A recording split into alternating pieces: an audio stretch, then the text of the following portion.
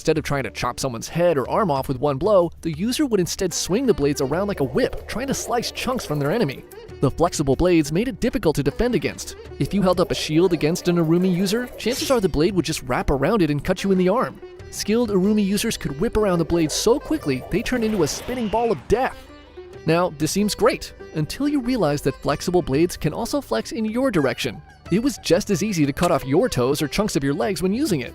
This is why the Urumi was the last weapon taught to young warriors. Mastering the Urumi was challenging, but if you were able to do so, you would be virtually untouchable on the battlefield. Plus, you look freaking cool when you use it.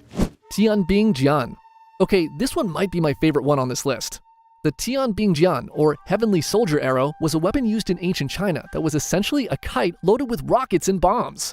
The Tianbing Jian was a huge war kite that measured around 9 feet by 4 feet, made of straw and wood. It would be loaded with a rocket pod that contained 100 rocket arrows and a few dozen bombs. The rocket arrows were essentially normal arrows with a bottle rocket strapped to it. When lit, they would fly toward their target at insane speeds.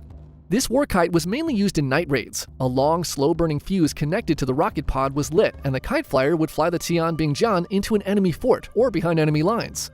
The goal was to get the kite in position near the sleeping enemy before the fuse reached the rocket pod. Because the kite was flown at night using nothing but the wind, it was silent and could enter into enemy territory completely undetected.